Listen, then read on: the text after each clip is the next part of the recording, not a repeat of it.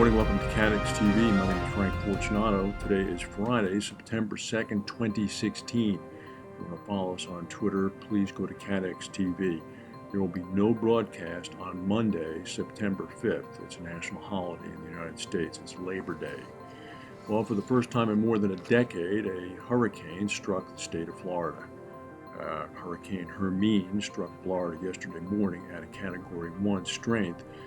It hit the west coast of Florida, north of Tampa. It began to move up to the Florida Big Bend area and the Florida Panhandle, striking very near Tallahassee, the state capital, which has 400,000 people in it.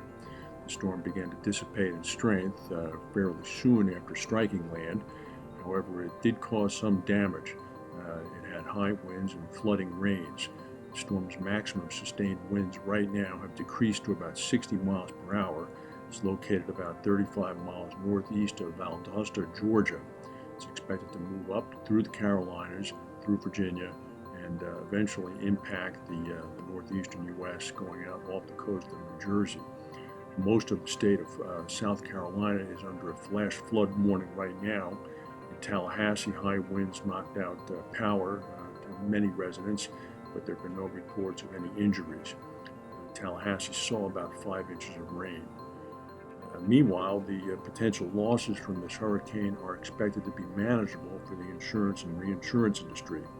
Analysts at Keefe, Bruyette & Woods, a consulting group, as well as several risk modeling firms, said that had the storm hit the southeast coast of Florida, where Miami and Palm Beach and Fort Lauderdale is, there could have been significantly more damage.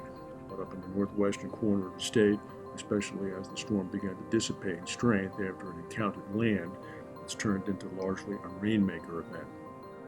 The analysts also note that Florida homeowner insurers have generally bulked up on their reinsurance purchases, so they are only insured, the primary insurers are, only to a specific retention point. After that, the reinsurance will kick in. It's not expected that the losses from Hermine, at least, will affect the retention point. However, there is still quite a ways to go in the hurricane season. On the other side of the state of Florida yesterday, on the East Coast in Cape Canaveral, there was a rocket explosion. A SpaceX rocket exploded at its Cape Canaveral launch pad yesterday morning, destroying both the rocket and the satellite that it was expected to launch tomorrow on Saturday. There were no injuries as a result of the explosion.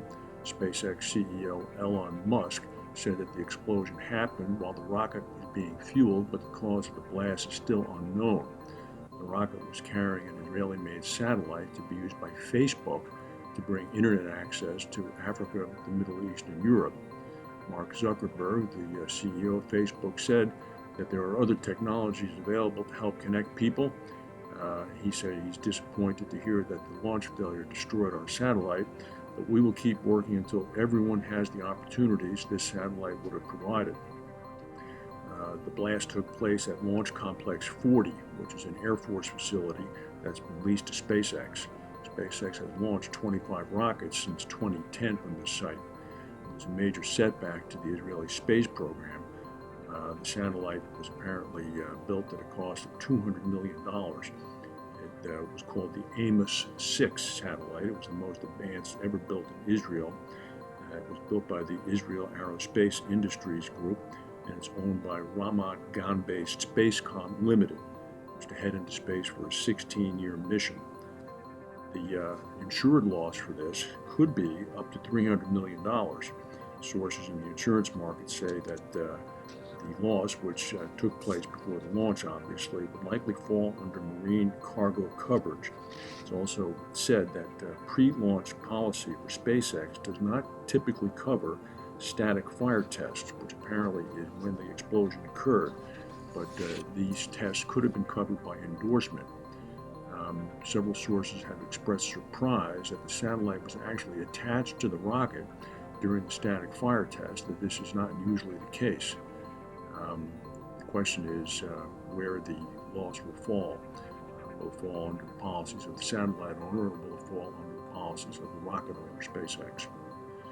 Samsung Galaxy's Note 7 battery fire problems with their new phone, their new mobile phone, have now caused the company to recall all 2.5 million of the Note 7 phones.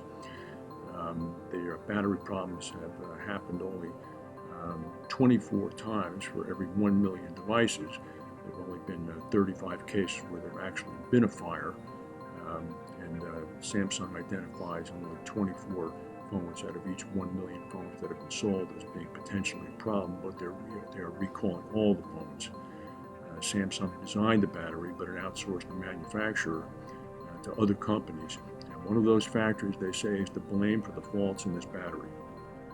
2 Nigerian airlines are suspending service as a recession continues to pound the oil-producing West African country. Oil, of course, has seen its price drop of late, and if your economy is about 100% dependent upon oil, you're in trouble. Shouting matches and scuffles have become common at airports over hours-long delays or canceled flights. Some airlines are blaming shortages of aviation fuel. 2 airlines, First Nation Airlines and Arrow Contractors, stopped flying this week. Labor unions have besieged their offices over indefinite unpaid leave forced on hundreds of workers. 4.5 million people in Nigeria have lost their jobs in the last 2 years. Inflation there is at 16.5%. And not to worry, the Russians are not particularly interested in impacting the American elections in November.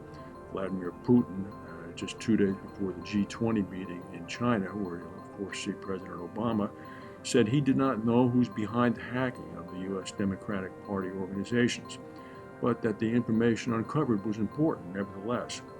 Putin said, "Does it even matter who hacked into this data? The important thing is that the content that was given to the public needs to be looked at. There's no need to distract the public's attention from the essence of the problem by raising some minor issues connected with the search of who did it." He said, "I don't know anything about it, and on a state level, Russia has never done this."